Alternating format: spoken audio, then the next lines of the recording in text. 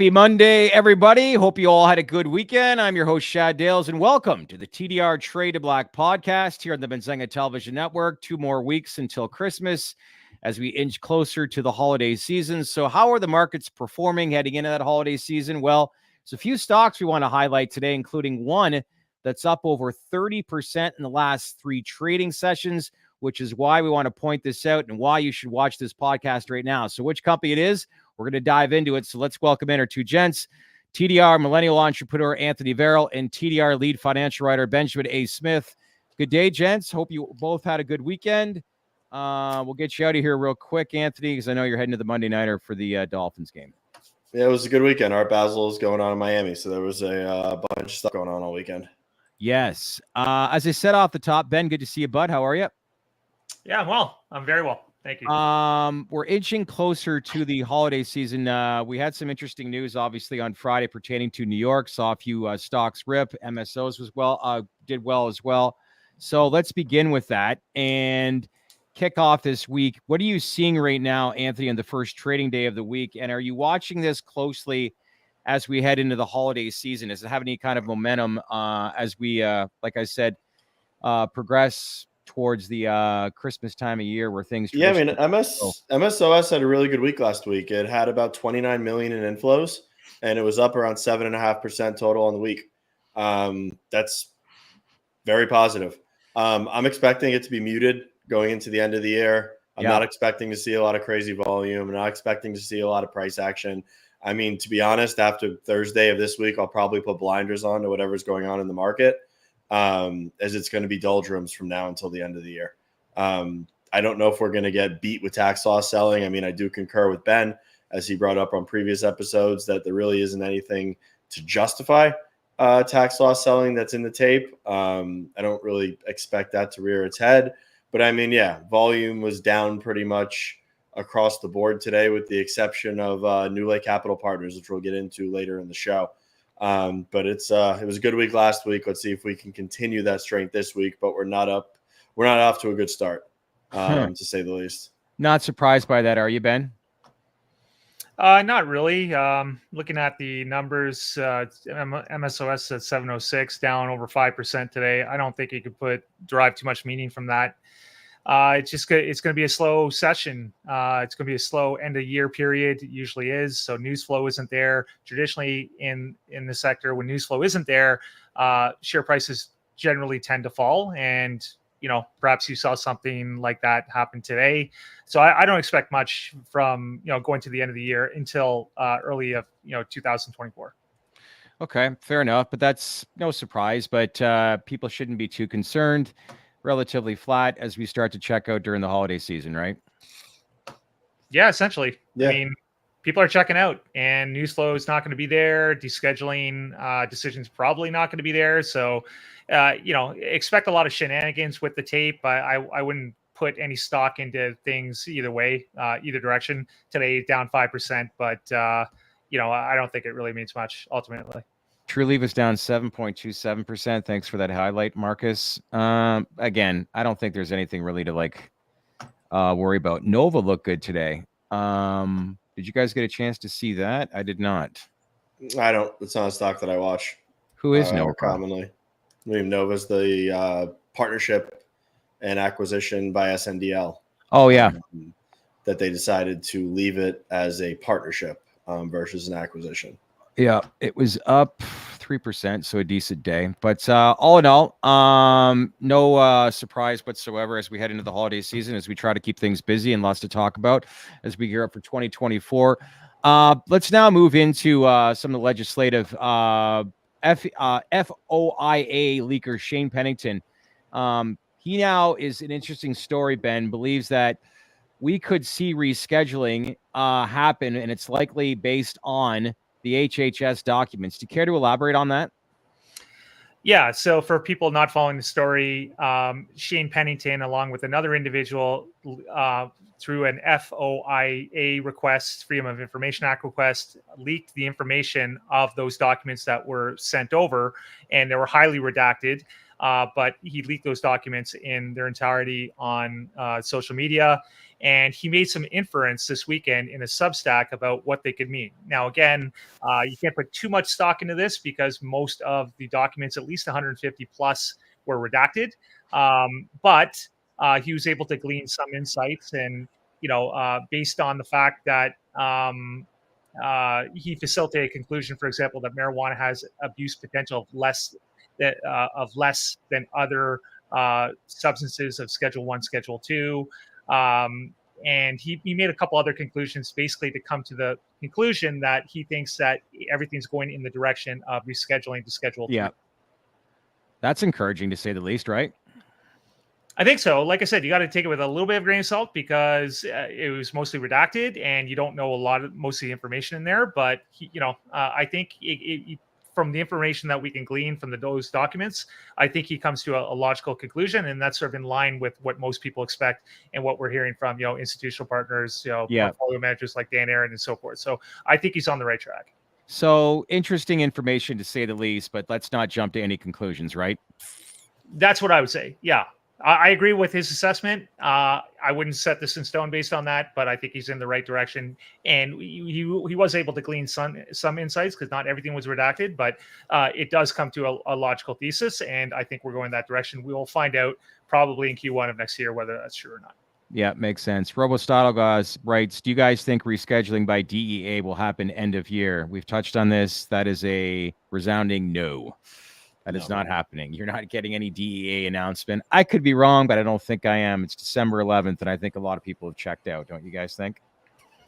Yeah, I mean, I don't think we're getting an announcement between now and the end of the year. I hope that I'm wrong. I would very, very much so like to be wrong in this instance. Yeah. There'd be a lot to celebrate, but I don't see it. I'm not trying to be negative, just a realist. Like, that ship has sailed as far as I'm concerned, getting a actual announcement in this calendar year. Yeah, we have had some decent conversations though with some pretty sophisticated investors that are now floating around with this industry that are doing their due diligence on specific companies. But again, this is going to be a wheels in motion, going to take a few months, I still think, just to kind of manage expectations. But again, the message that we keep hearing is towards the end of Q1. But again, who knows if we're right and or wrong. Marcus Smith writes, as Trulieve, Cureleaf, and an Air investor, you have to hang in there because rescheduling announcement, MJ on Florida ballot news, etc. Bingo. We've obviously made that clear in the last few podcasts. Those are some of the best names in the space. I wouldn't be, not advice, but I wouldn't be sitting there looking at daily movements. No. Those are some set it and forget it names as far as the cannabis space is concerned. And speaking of being an Air investor, Marcus, we're actually posting the David Gobert podcast that we actually recorded with him on Friday. That's going to be posted tomorrow.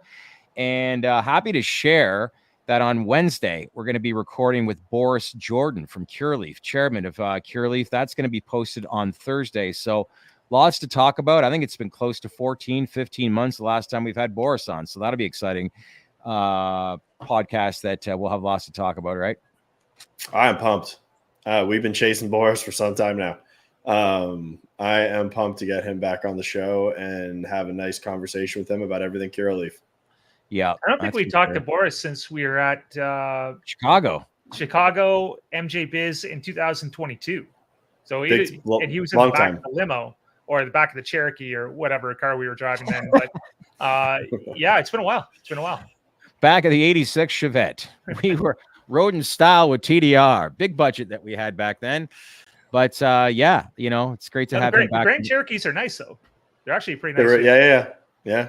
They were decent, that's for sure. But needless to say, I was pretty grateful to have him to spend the time with us. You drove the wheels, Ben, as we're driving through traffic. But needless to say, good to see him back on and lots to talk about. So if there's any questions that you guys want to know from Cureleaf and Boris, leave in the comments below right now. We'd love, obviously, to have any questions that you guys want answered. So leave us your comments below and let us know what you think.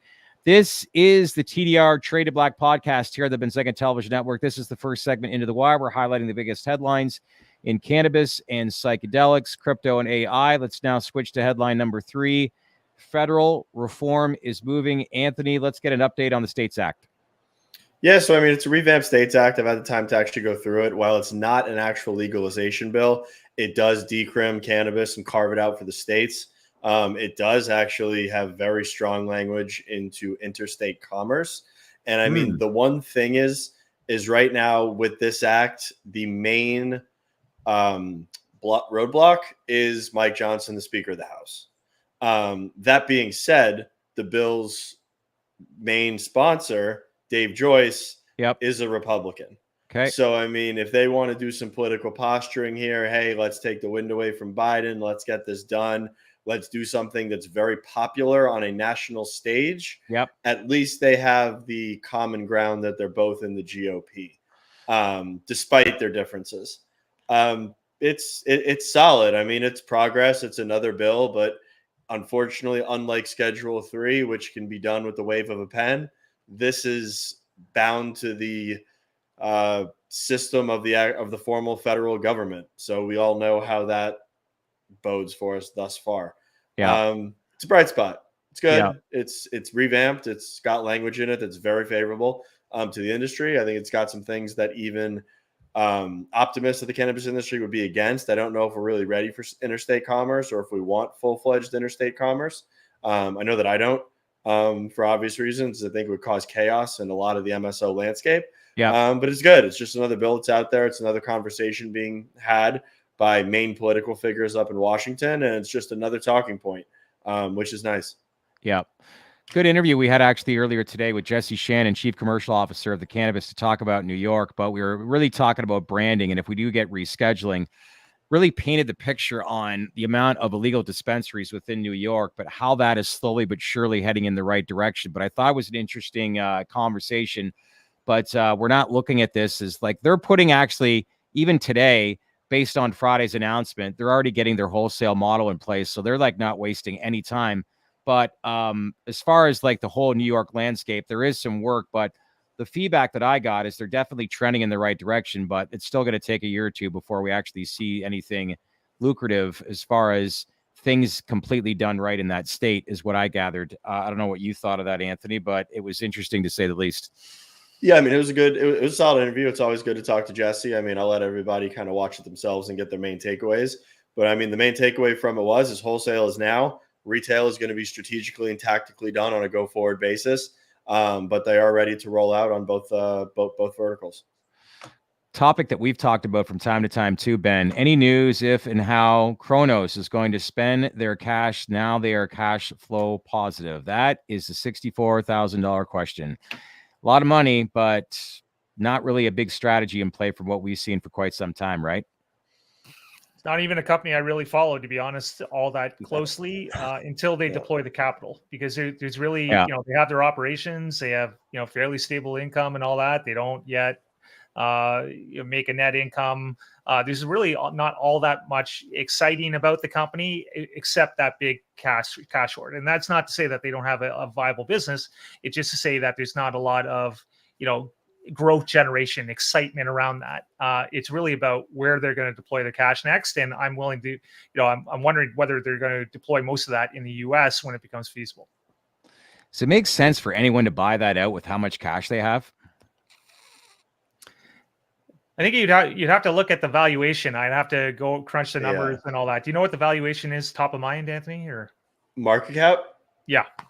Their market cap is 770 million.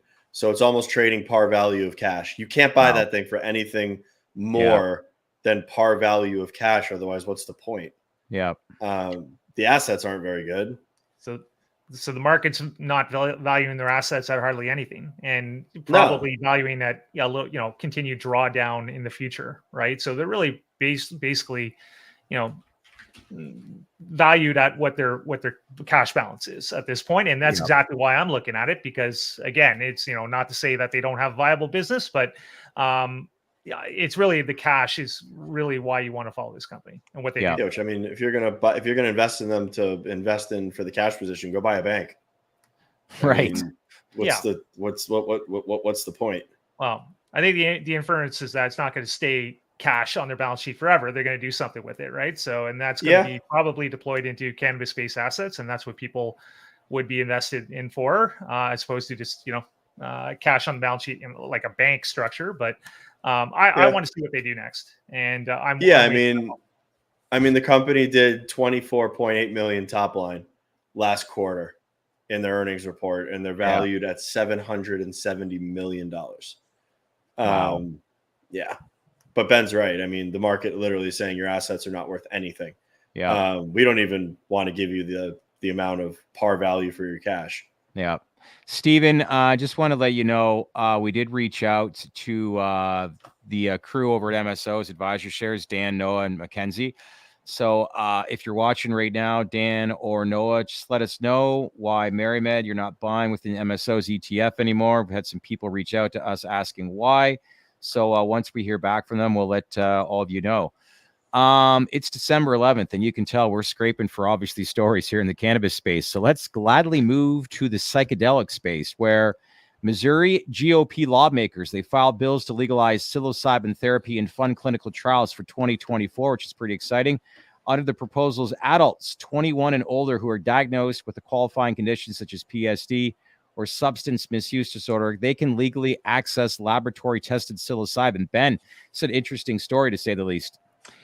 Yeah, it is interesting because we're seeing movement at the state level to legalize these, therapies when, off the bat, right? And to move towards, being able to use this in a clinical setting. And this sort of dovetails on what happened in California a few months ago, where they legalized psychedelic assisted therapy when those compounds became Schedule 3, whenever that happens. So we're seeing the states sort of move in advance of the rescheduling of certain substances, and they're taking action here, these lawmakers, to allow people with conditions such as PTSD to access laboratory tested psilocybin for these therapies. And of course, there's some caveats to it. It's capped at 150 milligrams, for example. You have to be a qualifying patient through the parameters that they administer. But yes, they want to go ahead and give these substances with people with the right conditions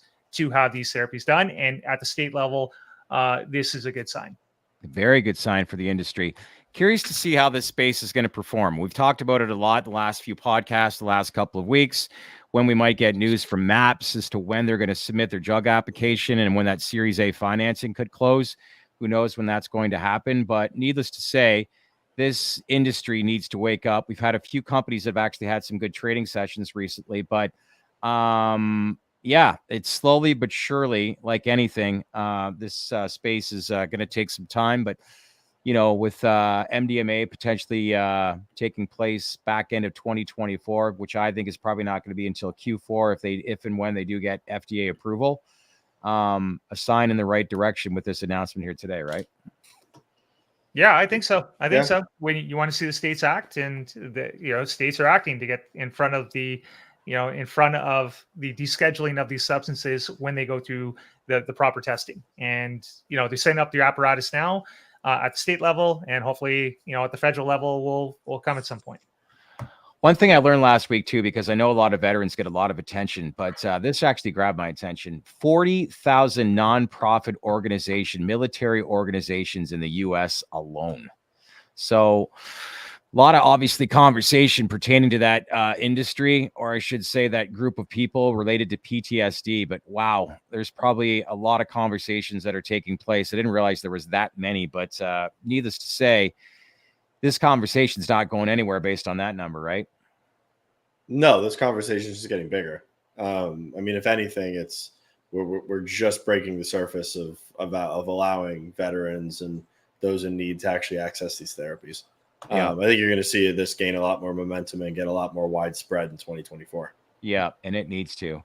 All right, gents, that concludes our first segment, Into the Wire, highlighting the biggest headlines today in cannabis, psychedelics, crypto, and AI. Let's now move to our second segment of this TDR Traded Black podcast here on the Benzinga Television Network, which is our daily movers. And Anthony will begin with the crypto space, and Bitcoin was down today.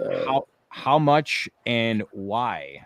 So Bitcoin was down. Oh, it's actually rebounded a little bit. It was down like 8% today at the low. GBTC finished the day, which is the Bitcoin investment trust. Yep. Finished down the day, I think down 9%. 8.5% at the close. The thing that sucks about crypto, and the reason why I wanted to bring this up, with investing in Bitcoin versus like a Bitcoin ETF. So the thing with crypto is everything is on chain and it's public and it's verifiable. Okay. So Saturday morning, I wake up, I'm on my computer messing around, reading some news. I see a tweet. Oh, there's been massive Bitcoin inflows from cold wallets onto on-chain, which means usually that someone's loading up Bitcoin to sell. You don't load up crypto on-chain from cold storage unless you're going to sell or trade. Okay. It's not a buying event. Okay. If I would have done that, I would have probably sold in real time and been able to save myself this 8 to 10% dip that we've seen. I was in GBTC, so I couldn't. So I dollar cost average down today instead.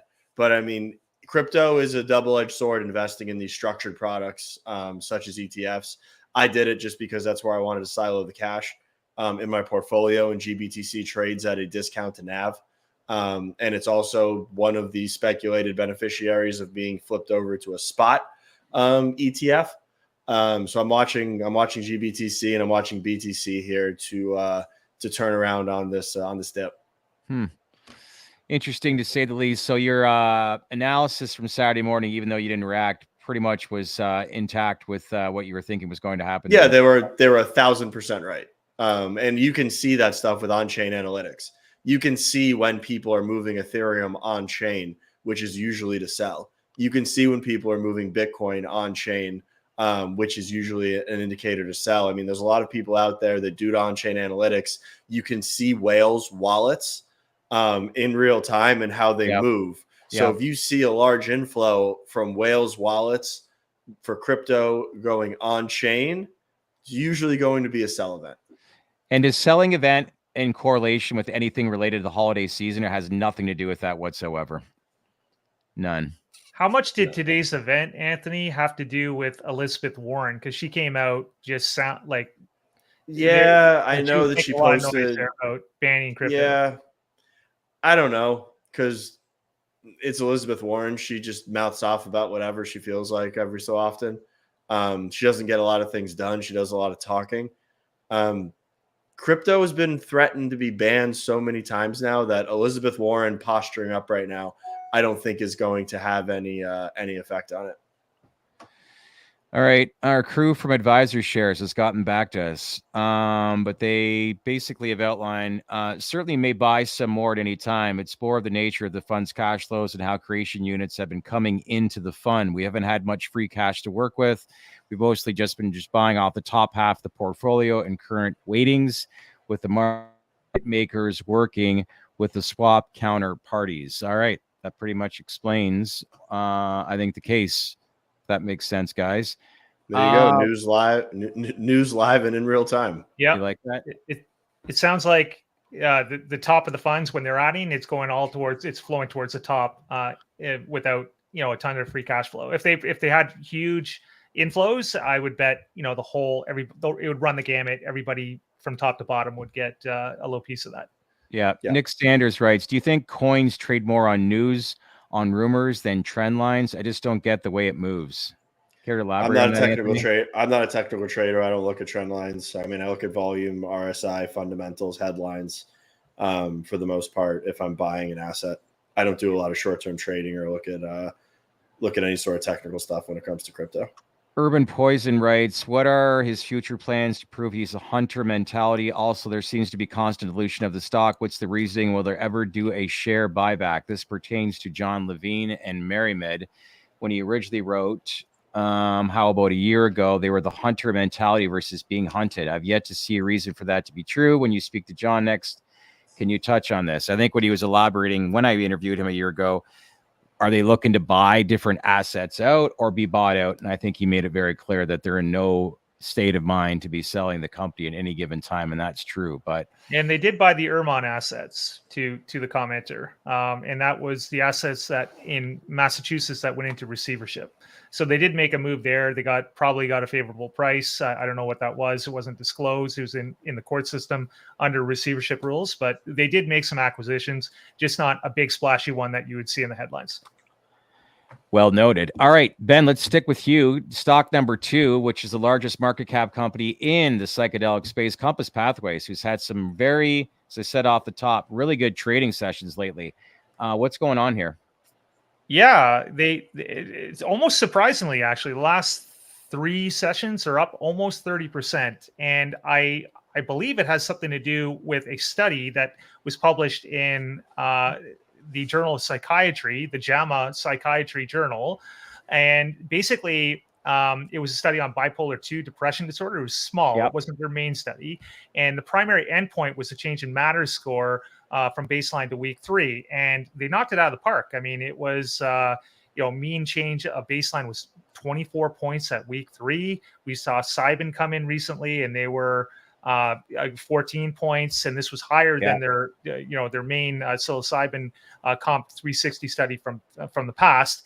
And Robin Carhart-Harris, the one of the most known people in the industry, he came out very favorably on the study. He tweeted about it, and apparently this has had an effect in trading because people have been buying the dip here. It's been trading at the all-time lows or at the yearly lows, which is also the all-time lows, and they're buying this up to past near resistance. So strong stock. I'm not sure it's actionable based on this small study, but when you put numbers out that strong, even if they're small, they get the market's attention, and maybe that was the signal to buy the dip. Maybe it's time to look at this stock a little bit further here.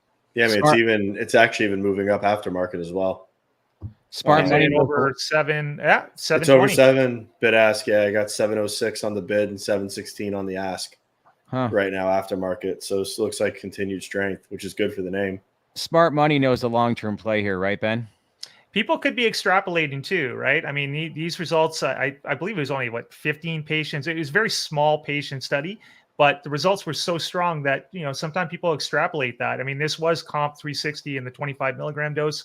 So maybe they're extrapolating that on their main study and, saying, okay, it's working very well here, small numbers, but maybe it's going to work, good in their phase 3 and sort of build on, their phase 2 numbers. So yeah, I'm very happy for the company. It's the one I'm watching. Compass and Cybin have the best research among pubcos, in my opinion, in the psychedelic sector. Always good for a company to get an endorsement from Robin Carhart-Harris, needless to say. Absolutely. All right, let's go down to our third stock of our daily movers. You said it earlier, big, heavy volume today for New Lake Capital Partners, which trades on the OTC under the ticker symbol NLCP. Anthony, big day? Yeah, so I mean, I hate to bring this up again on the mover segment, but I thought it was noteworthy of continuing to bring up the name. They traded 240,000 shares today. Okay. That is 3 times the amount of the heavily traded volume on Friday. That was around 78,000 shares. Couple of things. I think this is a direct beneficiary of the coverage that NLCP has been getting. This coincides with Pablo putting his overweight rating on it, as well as the coverage that we've had around the name. I think people are waking up and understanding that trading at a 30% discount to NAV, I mean, it's absurd. NLCP shouldn't be trading there. I'd be watching this name. I mean, seeing the volume day over day means that there are big buyers in there buying up this name right now. It traded about $3 million worth of stock today, which is probably a little over $14. It closed at $14.10, 238,000 shares traded on the day. Market cap of $292 million as of right now, and that's a considerable move 2 days in a row to see record volume at about, not record volume, but increased volume at about 4 times the daily average on Friday. Yeah. And you're looking at 4 times that today. So, I mean, there's interest in this name. I'd expect it to probably go higher on continued strength, and I'll be watching it again tomorrow. And they are a client of ours, as I said. Yeah. 1330 was the opening trading at the opening price for the bell open a week ago today. So close to it's the it's the volume. I mean, I'd be looking at the volume over the price action. This is a thinly traded stock. Yeah. I've racked my brain. I've spoke to Anthony about it. I've asked him on the podcast, be like, hey, what's up with your volume? They're usually averaging around 17,000 shares a day. Once this starts to happen, it's a very, very good sign, especially with that compounding growth in volume session over session Friday to Monday. Ben, can you maybe elaborate that from a technicality standpoint when a stock is thinly traded and when heavy volume, like what happens, I guess, not necessarily the day of, but what could ensue in the next week to two if it continues on this trend? Well, yeah, I mean, it could portend a few things. I think in general, when you see big volume on a thinly traded stock, it means obviously someone took a position, right? And if you do that, then it makes, someone's taking a long-term position because it's not the type of stock that you just get in and out of because liquidity is a little bit lower than some of the other stocks out there. So someone's staking right here, and that's good because it's probably someone you can infer it's probably someone with a decent size capital. It's probably somebody in the know. Maybe it's somebody who read a credit investor who read Pablo's research or listen to us or whatnot. And especially when you have a float this size as well, it can make an outsized move when you have that large volume play, right? So a big order size can, move the price, 50, 10, 5, 10, 15%. And, it might, keep going there, or it may not sell off just because there's not a huge float to bring that price down. So it's hard to say what exactly it could mean, but in general terms, it's a good thing when you see bigger than average size and a corresponding move to go along with that. Yeah, fair enough. I got a great idea. We need to get Pablo Zuanich on this podcast, right? I would love to have Pablo on. Well, yeah, absolutely. Reach out to him actually right after this show. All right, gents. We should probably get Elmer on too in the next couple of weeks. I reached out to him. Why am I drawing a blank? What's Elmer's last name again? Puros. Correct. He was great to talk to. Follows the psychedelic space closely. That's actually a great reminder. I reached out to him around a month ago, and he, I think, was kind of in a blackout period where he couldn't really actually make it appearances on. I think he was about to take on a new position, so I don't know what that is, but maybe a good time to reach back out to him because I haven't heard any news since. But needless to say, he was at Simon's results when they released it in New York City. And where was he? One of the analysts asking questions to Doug and the team. So he'd be a really good person to talk to for interpretation of those latest phase 2 results.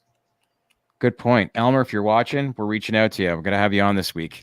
All right, gents, that pretty much wraps up our daily movers section here on the TDR Traded Black podcast here at the Benzinga Television Network. If you want to find out more information about what to expect end of year and heading into the new year for the spaces that we're covering, make sure to log on to thedalesreport.com and subscribe to our TDR newsletter, which is all crafted and put together by our very own Benjamin A. Smith, the brains of this company.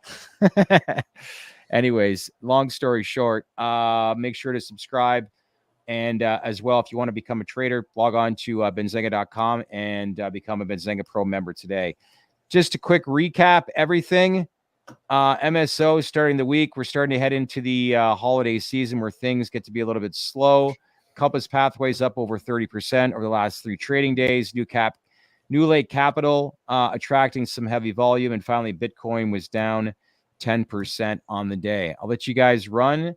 Anthony, enjoy the Monday Nighter. I've got the Dolphins by 14 tonight. I hope so. I hope we're not looking forward to the Jets next week. I mean, there's Tennessee's a decent team. Yeah. Where are you sitting? I am sitting 45-yard line, 6th row. Ooh, nice.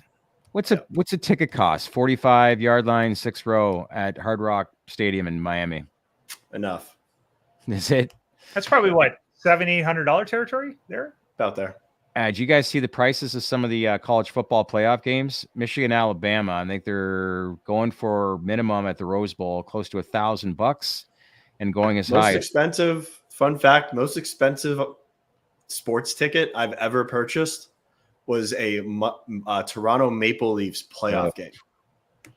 I was so excited. Yeah, you're not eighth row behind the Leafs bench. Maple Leafs Bruins. I was like, it's Canada. This is early into the cannabis sector. I was Yeah. like, it's Canada. This is a playoff game. This is hockey. I was like, this is going to be amazing. And then we get there and it's just zero energy. Yeah.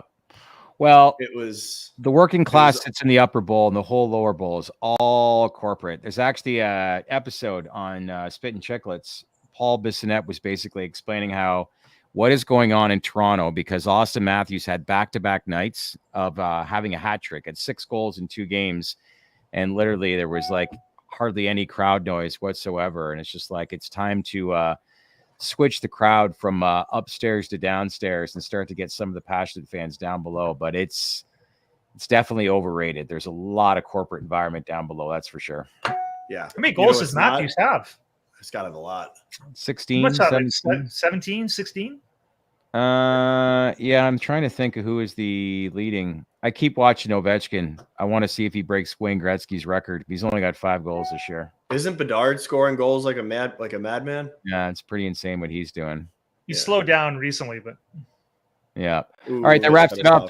Mitch is like, let's get out of here. All right, gents, we'll see you Wednesday. TDR Traded Black podcast here at the Benzinga Television Network. Mitch literally just gave us the hook. Hey everyone, thanks for watching. And if you want to learn more about the emerging industries that we cover, then leave a comment below and let us know who you want us to interview, the questions you want asked, and the information that you want to learn. We want to hear from you. As usual, click on that bell for all notifications to get the latest information. Share this video with your network, and don't forget to subscribe to our